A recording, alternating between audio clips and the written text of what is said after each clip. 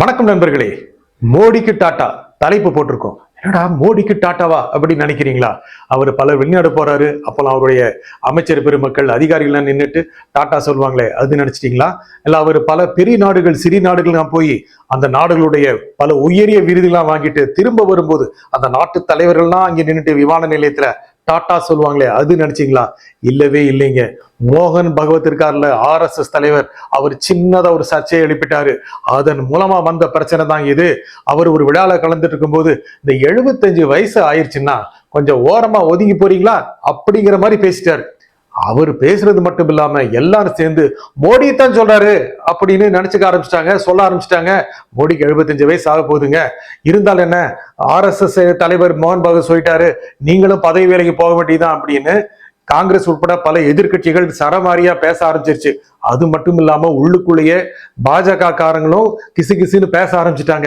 அவ்வளவு சாதாரணமானவராங்க மோடி. எவ்வளவு பெரிய தலைவர், எவ்வளவு பெரிய சாதனைகள் பண்ணியிருக்கிறாரு. தேசிய அளவுல ஒரு பொதுச் செயலாளர் இருக்கும்போது 2001 அவரை குஜராத் முதலமைச்சர் ஆக்குனாங்க.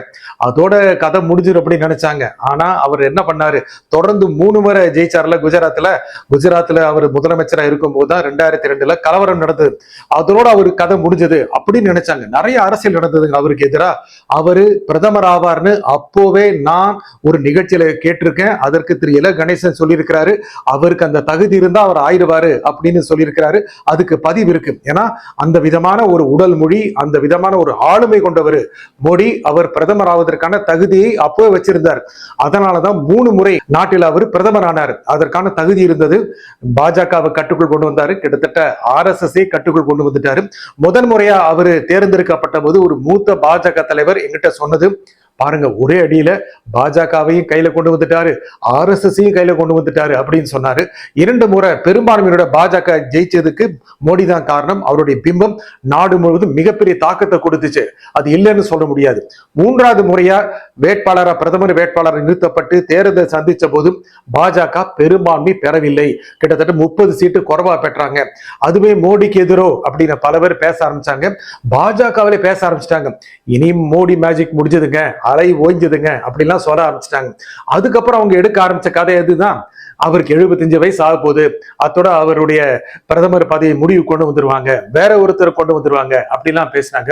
பாஜகவுக்குள்ளேயே இதற்கு ஒரு சக்தி இயங்கிக்கிட்டே இருக்கு. அவருக்கு எதிரான சக்திகள் பாஜகவுக்குள்ளேயே இருக்காங்க. எல்லா கட்சியிலும் இருப்பாங்கல்ல. அவரு ஒரு பிற்பட்ட வகுப்பை சேர்ந்த ஒரு தலைவர், அதன் மூலமா பிரதமராகி மிகப்பெரிய சாதனைகளை பண்ணியிருக்கிறாரு. எல்லாத்தையும் மீறி அவரு பிரதமரா இருக்கலாமா அப்படின்னு பாஜகவுக்குள்ளேயே பேச ஆரம்பிச்சிட்டாங்க. முக்கியமா ஒரு லாபி இயங்கிட்டு இருக்கு. எல்லா கட்சியிலும் லாபி இருக்கும், பாஜகக்குள்ளேயே இருக்கு, RSS குள்ளே இருக்கு. முக்கியமாக பிராமின் லாபி ஒண்ணு இருக்கு. அதுக்குள்ள எல்லாரும் அவருக்கு எதிரின்னு நினைக்காதீங்க, நிறைய பேர் அவருக்கு ஆதரவா தான் இருக்காங்க. ஒரு சிறு பகுதியினர் இருக்காங்க. இந்த மாதிரி 75 வயசுல மோடியை மோகன் பகவத் போக சொல்றாரோ அப்படின்னு சொல்ற சமயத்துல அந்த லாபி பேச ஆரம்பிச்சிருச்சு. அடுத்தது யார் யார் பிரதமர் ஆவாங்க அப்படி எல்லாம் லிஸ்ட் போட ஆரம்பிச்சிட்டாங்க. என்ன, நிதின் கட்கரி ஆவாரு, நிர்மலா சீதாராமன் ஆவாங்க அப்படிலாம் சொல்ல ஆரம்பிச்சிட்டாங்க. என்னன்னா அவங்க எல்லாம் பிராமினா, அதனால சொல்ல வராங்க. அப்படியே போய் தேடி தேடி யார் யாரையோ சொல்ல வந்து நம்முடைய உள்ளூர் தலைவர் நாராயணன் திருப்பதி அளவுக்கு வந்துருவாங்க போல இருக்கு.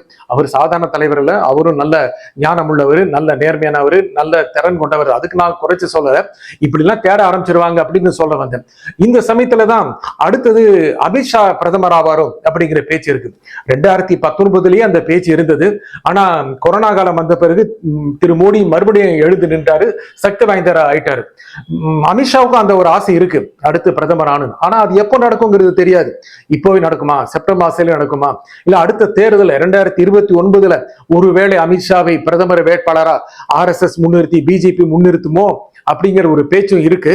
இருந்தாலும் அவருக்கு ஒரு சந்தேகம் இருக்கு, ஆசை இருக்கு. அது அந்த வழியை தான் அவரும் இயங்குறாரு. அவருடைய உடல் மொழியெல்லாம் பாத்தீங்க அப்படின்னா ஒரு எதிர்கால பிரதமர் வேட்பாளர் மாதிரி அவர் இயங்கிட்டு இருக்காரு.